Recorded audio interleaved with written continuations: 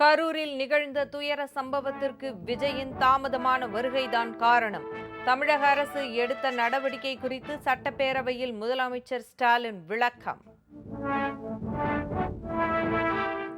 அமைச்சர் சிவசங்கர் பேச்சுக்கு எதிர்ப்பு தெரிவித்து சபாநாயகர் முன்பு எடப்பாடி பழனிசாமி தர்ணா போராட்டம். சட்டப்பேரவையிலிருந்து அதிமுக எம்எல்ஏக்கள் வெளிநடப்பு.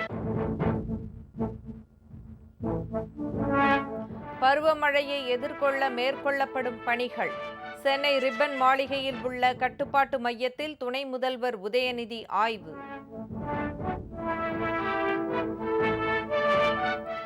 தமிழகத்தின் பல்வேறு மாவட்டங்களில் கொட்டி தீர்த்தது கனமழை.